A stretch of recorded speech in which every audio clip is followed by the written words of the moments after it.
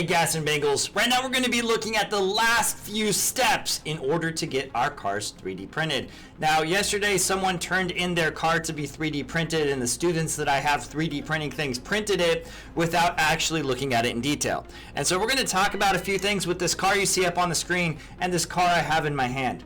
Now the first thing you'll notice is that on this particular car I have some lines that are just lines. They do not have any depth to them, any dimension to them. These right in here are just flat.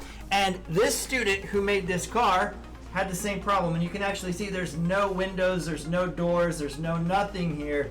It's because they are not push and pulled. And so like this piece right here, this wheel well arc, if we go to push pull and we drop it even just a tiny bit, now we'll be able to see it when we 3D print because it has dimension and depth.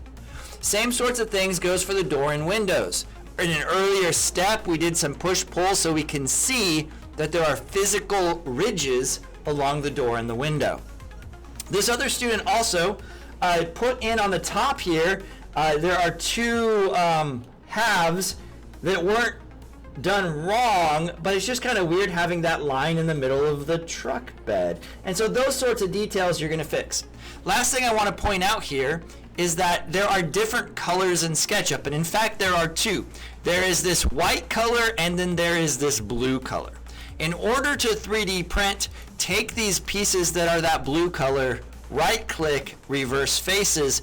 This tells SketchUp that that's the outside piece and not the inside piece. I know I went over a lot. Every piece should be white.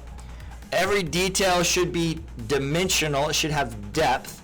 And if it's ready to go, we're going to take that STL file, download STL, give it a good name so I know whose it is, and save it. And then you're going to go into Teams, follow the instructions to 3D print your vehicle, and turn in the file. If you have any questions, tag the problem, try it yourself, acquire knowledge, and if all else fails, get up and go get help. Have a great day, Bengals.